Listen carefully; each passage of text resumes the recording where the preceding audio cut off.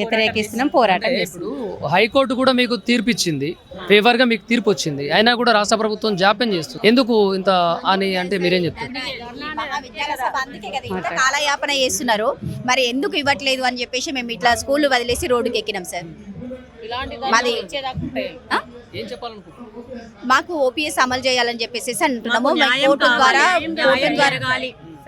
అంటే పాత పెన్షన్ విధానానికి నూతన పెన్షన్ విధానానికి మీకు వచ్చేటువంటి నష్టం ఏంటండి? మేము ఓల్డ్ పెన్షన్ ఉన్నప్పుడే సెలెక్ట్ అయ్యాము, కానీ జాబ్ డిలే చేశారు, మాకు అపాయింట్మెంట్ లేట్ ఇచ్చారు. సెలెక్షన్ లిస్ట్ కూడా మేము ముందే సెలెక్ట్ అయ్యాం, పాత పెన్షన్లోనే సెలెక్ట్ అయ్యాం. 2003 నోటిఫికేషన్లో ఏవైతే నామ్స్ ఉన్నాయో దాని ప్రకారంగానే తీసుకోమని చెప్తున్నాం. ఇప్పుడు కొత్తగా కాదు, 2005లో ఇచ్చారు. అప్పుడు 2 years మేము వేస్ట్ అయిపోయింది కాలయాపనతోని.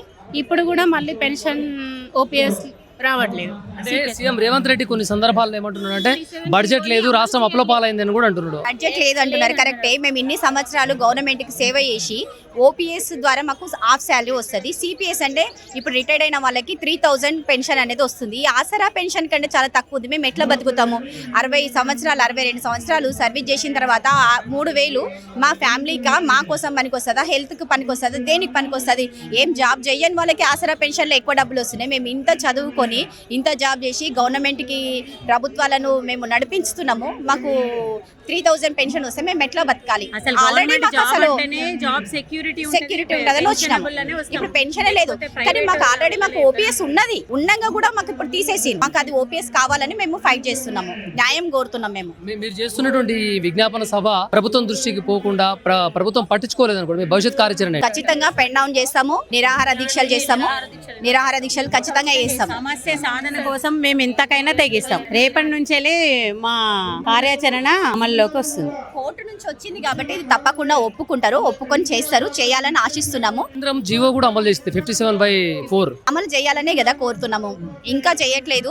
ఒకసారి ప్రభుత్వం దృష్టికి ఈ రకంగా బయటకు వస్తానన్నా గవర్నమెంట్ స్పందిస్తుందని చెప్పేసి మేము ఇప్పుడు ఈ మహా విజ్ఞాపన సభ అనేది చేస్తున్నాం. సీఎం రేవంత్ రెడ్డి మీ మొర వింటాడు అనుకుంటురా? తప్పకుండా వింటాడు. ఇంతమంది ఇక్కడికి వచ్చి మేమందరము ఉపాధ్యాయులము ఇంతమంది ధర్నా చేస్తున్నాము. మా వినతిని తప్పకుండా విని మాకు ఓపీఎస్ అమలు చేస్తాడని మేము తప్పకుండా ఆశిస్తున్నాం. ఒకవేళ వినకపోతే మీ భవిష్యత్ కార్యాచరణ తర్వాత ఆలోచిద్దాం. ఫస్ట్ అయితే అది న్యాయపరమైన కోరిక కాబట్టి ఖచ్చితంగా వింటాడు, చేస్తాడు. మాకు ఓపీఎస్ అనేది వస్తుంది. ఇక్కడ రోడ్ల మీద విజ్ఞాపన సభని ఒకటి ఏర్పాటు చేసి చాలా మంది తోటి ఇక్కడ ఉపాధ్యాయురాళ్ళందరూ వచ్చారు. ఏంటి సీఎం రేవంత్ రెడ్డికి ఏం చెప్పాలనుకుంటున్నారు? ఏంటి మీ సమస్య? మేము గత 20 ఏళ్ళ నుంచి 20 years నుంచి we are suffering, we are not having any pension. So at the time of appointment in the notification we are applicable for OPS, but after appointment government is not supporting to give us OPS. So that's why we have arranged this Mahavijnana Sabha. Through this we want to give an information to our respectable Chief Minister Revanth Reddy garu that as soon as possible please give us OPS. అంటే CM Revanth Reddy అధికారంలోకి వచ్చిన తర్వాత మంత్రులందరికీ కూడా వెళ్ళి సామాన్యులు సైతం మాకు application ఇస్తే చాలు మేము పరిష్కారం చేస్తామని చెప్పినటువంటి పరిస్థితి చూస్తున్నాం. మీరు ఎందుకు అక్కడికి వెళ్ళలేదు అని అడిగితే మీరేం చెప్తారు? ప్రతి ఒక్కరి ద్వారా మేము వినతి పత్రాలు ప్లస్ అందరినీ కూడా కలవడం జరిగింది, కానీ ఇస్తాం అనుకుంటా కాలయాపన చేయడం జరుగుతుంది.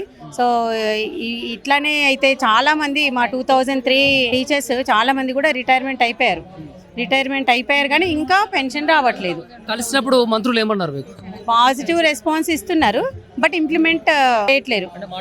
మాటల్లో మాత్రమే చేస్తున్నారు, చేతల్లో చూపించట్లేరు. కాబట్టి ఇంకా మా ఓపికలన్నిటి నశించిపోయినాయి.